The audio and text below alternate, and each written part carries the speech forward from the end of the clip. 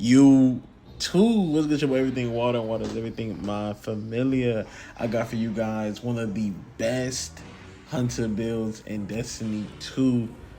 And some Void Hunter build. Y'all know what it is, man. But this build is it's one of those builds you use in endgame. You know what I'm saying? But it's as perfect as it can get, in my opinion. But yeah, man, if y'all like this type of video, man, please leave a like and subscribe. It's your boy, Everything Water, and water is everything. If y'all got some builds y'all want to recommend, y'all can make a little series. Let me know in the comments, man. But yeah, let's get straight into this video. Now, starting off with this video, we're going to be talking about one of the probably most used exotic weapons in endgame content, the Wish Ender. The Wish Ender is probably a top 10 weapon in the game. It does everything you want for a weapon. It gives you super energy. It does really good damage. And it also has anti-barrier, which is probably, to me, the hardest out of all of them, because if you don't have any anti-barrier, you can't do damage. But with the other ones, you could do more damage than what they have if they were unstoppable or overlord. So yeah, this is one of the best weapons in the game, and I will say it. There's another weapon called the Wish Keeper that's like this same type of name, but it's a strand weapon.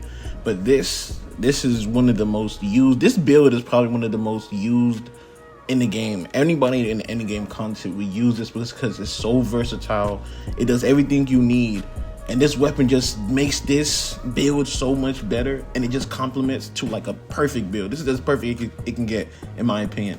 But now we're going to be talking about the exotic armor. The exotic armor we're going to be talking about is one of the most used exotics armor for any endgame content, the Orpheus rigs.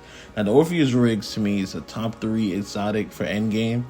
It's used for it's just a good exotic. It can be used for any scenario at any moment. It's just good because you can spam it. So basically what the Orpheus rigs do is you have both 2 supers, the Mobius quiver, and then you have Dreadfall. Now Dreadfall is the best to use for endgame content because it lasts longer, and it lasts way longer than the regular, and any enemy that gets hit with your tether, they share damage, and at the same time you get super energy for every enemy tethered, which is cool. Now, if you use a Mobius quiver, right? Mobius quiver, now you only, instead of 2 shots, you get 3. So basically, you're just getting more damage than you would normally do. But everybody uses the Dreadfall because it's just so much useful, and you can spam it. Like, if you have a whole bunch of ads, any level, they share the damage. If you hit one ad with the Wish Ender, which also buffs your super energy, so now you have 2 different ways to get super energy. Right, and it just makes this exotic so much better. This build is as perfect as it can get. It got crazy debuff. You spam the tether, the Dreadfall. If you want to use Mobius quiver, it's cool, but Dreadfall is the perfect super for any endgame content. You need to be able to weaken enemies, debuffing them as much as possible, and you're going to be doing that with this build. But now we're going to begin talking about the aspects, the fragments, and the abilities of this build. Let's get it. Alright, for this build, we're going to be using Shadow Shot Deadfall.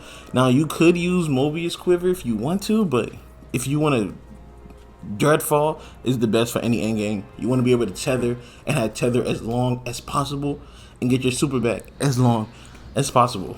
Thank you. But yeah, for our ability, we're going to be using the Gambler's Dodge. We're going to be able to reload our melee instead of our weapons, honestly. And then for grenade, we're using Suppressor Grenade. It's better than any other grenade for hunters, in my opinion. It's really good. For our aspects, we're going to be using Vanishing Step. Dodging makes us invisible, so we have another way to go invisible, which is good. And then we're also going to be using a Trapper's Ambush. Now for our aspects, we're going to be using Vanishing Step. Vanishing Step, dodging makes you invisible, so that's a good way to go invisible. Then we're also going to use a Stylish Executioner. Defeating a weakened, suppressed, or volatile target grants invisible and true sight. After performing a Stylish Execution, your next melee attack while invisible weakens targets. That's really good. Going into our fragments, we're going to be using Echo of Vigilance. Defeating a target while your shields are depleted grants you a temporary void overshield. This comes in handy so much, honestly, because there'll be times when you're in endgame content, you see a red bar, and you have no shields. Boom, hit that red bar, you get a quick little overshield. Even though it's temporary, it keeps you alive. And then adds on to that Echo of Persistence. Void buffs apply to you. Invisibility, overshield, and devour have increased duration. This is good. You want to be able to keep anything that's invisibility, good for stealth. Enemies can't see you. You want to keep that longer. Overshield is good for taking more damage, even if it's temporary. That's extended. And devour, which increases your health or like heal you. Ease being increased is important. It's really good, especially in any endgame content.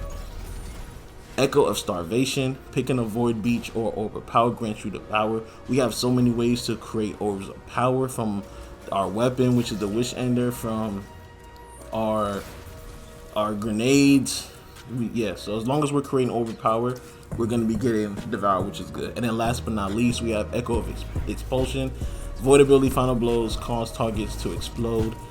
And that's really just gives me like that plus 10 intellect. Honestly, if you want to, you can switch it up to whichever you feel fit. Like maybe defeating targets with grenade grants voluntary rounds to your weapons. That could be good too, especially if you're using a void weapon for your secondary or your special weapon. But yeah, that's it for the abilities, aspects, and fragments. Let's get into the stats and armor mods. Now for our stats, I mean, we can talk about the weapons real quick. Obviously, we're using the Wish Ender. I'm also using the Hothead because for our artifacts, which, you know, Void doesn't have any artifact perks this season. It's more Solar, Stasis, and Strand. So yeah, we don't have any perks. So get what you want or get what you're doing. It depends on the content you're doing. But yeah, for Wish Ender, then we're also using Royal Executioner. This is really good. It does really good damage. And then Hothead is just even more damage. And it also gives me Overlord. So if I see any Overlord and I don't have that, because I already have anti-barrier Overlord for my rocket, which is good. And then go to our stats. You want to max out resilience and you want to max out intellect.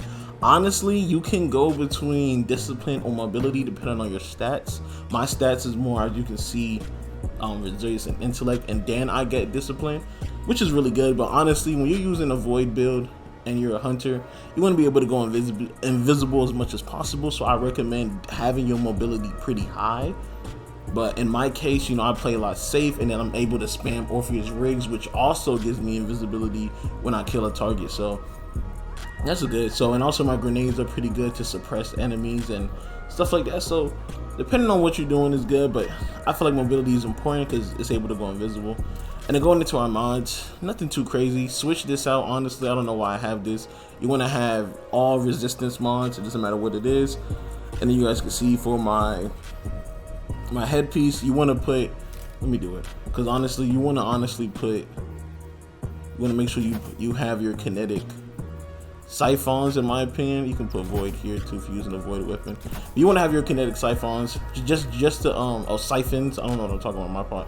Kinetic siphons. You want to have these just so you be able to create overpowers with your Wish Ender, because that's going to be your bread and butter. You're going to be just using this more than you're going to be using your special. So yeah, everything else you want to do, go ahead, screenshot this part. It's your boy Everything Water, and water is everything my familiar. I'm out.